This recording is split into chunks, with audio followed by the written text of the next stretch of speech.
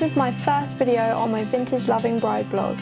With just over a year and a half to go until mine and Dean's wedding, I've decided now's the time to start changing up my skincare routine to make sure that on the day my skin is as perfect as possible. There are little changes I'm making to my normal skincare routine, and in fact some of these products I probably won't use every day, maybe once or twice a week when I have a skin pampering session with face masks and exfoliators and my little exfoliating facial brush. I just felt like I needed to start doing something with my skin, so I didn't need to think about it really close in the run up to the wedding. A little bit about my skin: it is mainly oily, sometimes combination, especially in the winter I do get dry patches. So this is a bridal skincare haul. I was going to put it on my health and beauty blog, which I'll link down below for you if you're interested in that, but then I decided as I was getting it so that my skin was good for the wedding, I'd put it on my bridal blog, because I do find it harder to update my vintage loving bride blog at the moment because we're not really doing much wedding related things apart from finalising our guest list and going and meeting our wedding planner at our venue at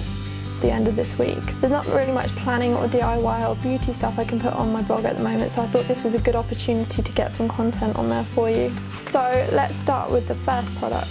This is the L'Oreal Triple Active Night Hydrating Moisturiser, and I bought this from Boots for £7.49, which for a moisturiser could be quite expensive, but as I've worked out, buying the cheaper not branded products aren't quite as good as the branded products. Now L'Oreal isn't an overly expensive brand, it is still affordable.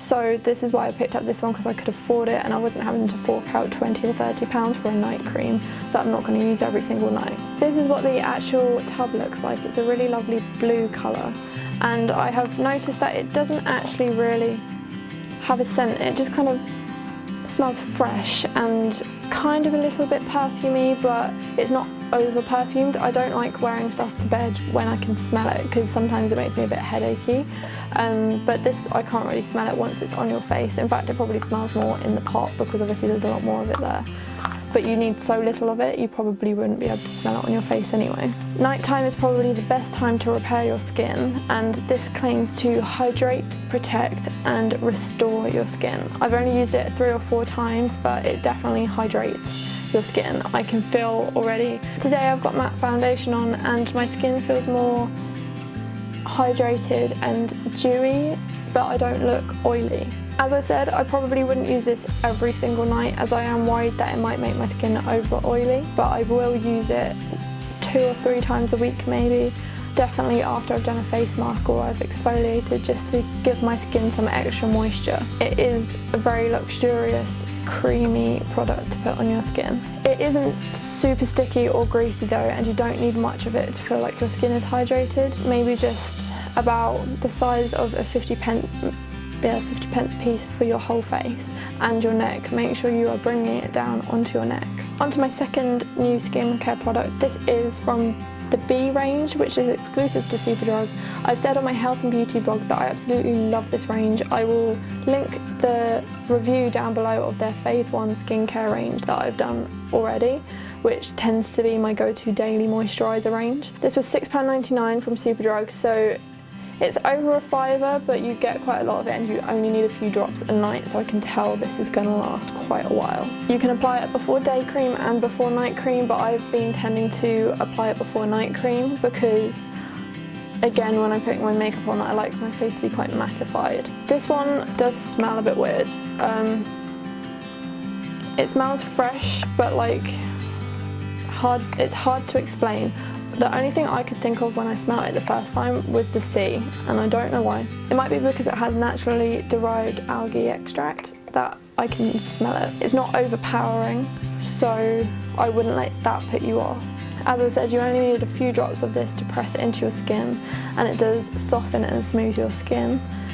Since using it, my skin has definitely felt a lot smoother and a lot softer. This is probably one I will use every day after I cleanse, because it does make your skin feel very refreshed after using it. Now this is another L'Oreal Paris product, but I have been very tempted to use something like this for a while. It is the L'Oreal Paris Extraordinary Cleansing Oil. As I said, I was a bit worried about using this because of my oily skin, but I have heard that it doesn't matter if you have oily skin, you can still use oils on it. In fact, it's better because it means that it's replacing your natural oils, meaning that your face doesn't need to get oily to hydrate itself. So far so good. I haven't been over oily, it doesn't leave your skin feeling greasy, it leaves it feeling very soft and hydrated. It was £7.99 in Boots, but I've only used it about 3 times and I've only used that much up of it.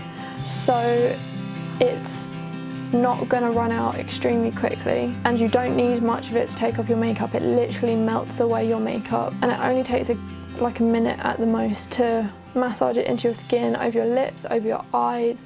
Make sure you get all of that waterproof makeup off. Don't get it in your eyes, as it does feel a little bit weird, leaves your eyes feeling a bit watery, but it is inevitable if you're taking off eye makeup that it will slightly go in your eyes. It's quite unavoidable, so don't worry about that too much. I don't know if anyone else is like me, but sometimes when I get back from a really long hard day at uni, or I get back late from work because I work in a restaurant, sometimes I don't get back till midnight. It is sometimes so much effort to take your makeup off, and it is still so important to take it off before you go to sleep. Otherwise it can cause eye infections. If you leave your mascara on, it can clog your pores, like I said. So it's very important to take it off. It's a good idea to leave something like this at the side of your bed. These are by B again, the Superdrug brand, and they are the Micellar cleansing wipes, and they're only £1, so no excuses. They're full of moisture, I would say, compared to other makeup wipes I've used. You can kind of feel how wet they are, if that makes sense. Sometimes I find makeup wipes I have to use 3 or 4 to take my makeup off because they're not quite damp enough to remove it, whereas these I can use 1 on my whole face. Even if I'm wearing this much makeup, it will remove it really well. The only annoying thing is that you can't just pick them up if you're going to the supermarket, because obviously you'd have to go somewhere where there's a Superdrug to buy them, because they are exclusive to Superdrug. They are very gentle and they're very, very soft makeup wipes, which is a plus for me. They remove makeup really easily, and you can just leave them by your bed so you can take your makeup off within a couple of seconds before going to sleep. The final thing that I've bought this week that is kind of skincare, kind of not, more makeup-y. I have got on the beauty blender hype. I was very, very determined not to, because I was very into using my Real Techniques foundation brush to buff in my foundation. But as I'm using a matte foundation, sometimes that actually makes my skin quite dry, and I get like flaky bits around my nose and like here and on my forehead. So I thought I'd try this out, because obviously you use it damp, and that I find works really well with my matte foundation. I wasn't sure it would, because obviously it's supposed to give you more of a dewy finish, but I feel like my foundation is the best I've ever applied it when I use this. I also use it for the concealer under my eyes and on my chin. The beauty blender is originally about £16, but I bought this one off of eBay, and it is the legit thing. I have double checked for probably about £10 less. I can't remember exactly how much it was. £16 is quite expensive, so I bought it from somewhere that obviously buys them in bulk. You must make sure you use it damp, otherwise you can damage the beauty blender and also it won't work properly. And you also must make sure you wash it after each use and save the little container it comes in, so you can sit it on top of it to dry it out so that it doesn't get mouldy. So that is it for my first ever video on my vintage loving bride. Hopefully soon, when I can plan more and do more, there will be a lot more videos for you and a lot more blog posts. Let me know what you think. Make sure you share this with your friends and other brides to be. Happy wedding planning.